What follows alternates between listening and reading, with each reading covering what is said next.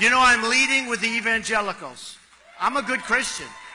And I'm leading with the evangelicals. And I want to tell you something. Christianity, and I put it in the same vein and sometimes in the same sentences, Christianity is being chipped away at in this country. In this country. It's being chipped away at. And I'm not going to let it happen. Do you know, I was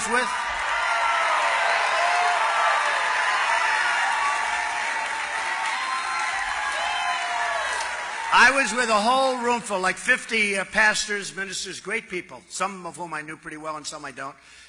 And I said to them, let me ask you a question. How many Christians, evangelicals, but just Christians, do we have in this country? And they were saying maybe 250 million, maybe 260 million. I said, so that's more than we have women. It's more than we have men. It's by far the biggest group.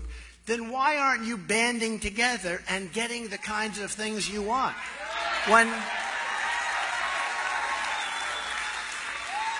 When people talk about we need a temporary ban on Muslims until we find out what is going on here, okay? There is total outrage. When people talk about Christians and Christianity, there's no outrage. There's no outrage.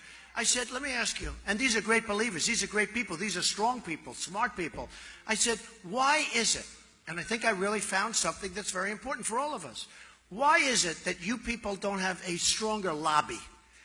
And during Lyndon Johnson's regime, I will call it, because that's sort of what it was, if you think about it, but during his term as president, they passed something where the tax deduction is under siege if they do anything that's a little bit off. Okay? So they're going to lose tax-exempt status, right? And I said, wait a minute, that's right, that's the answer. I figure, you know, I'm a pretty smart guy, I figure things out pretty quickly. So as soon as I mentioned it, I said, that's it.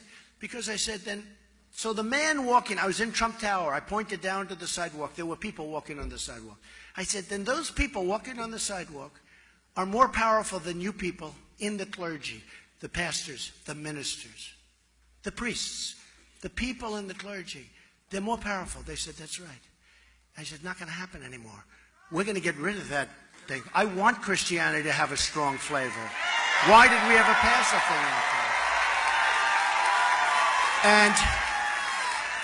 And it's so important. I mean, really, they've shut Christianity down.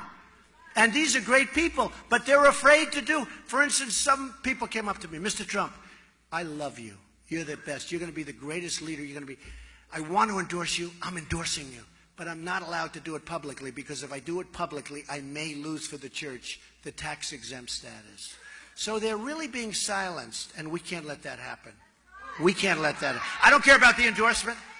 They're really being silenced. We can't let that happen. We're not going to let it happen. And we're going to get that thing repealed. And think of the power we have over the Democrats, over the Republicans. I mean, the power is incredible. So we're going to get that taken care of, and we're going to be back. And I'll tell you what, come Christmas time, we're going to all be in these department stores that don't have Merry Christmas, and we're going to see Merry Christmas right in those stores, right? They don't put it up anymore. We're going to see Merry Christmas at the department stores again, folks. You goes into these stores, you don't even see Merry Christmas anymore. You say, why? Why?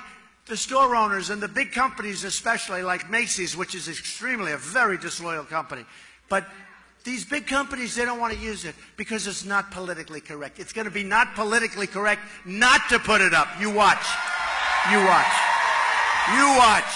So we're going to be saying Merry Christmas again. So I told you, they're chipping away at Christianity and they're chipping away at the Second Amendment every year. Chip, chip, chip.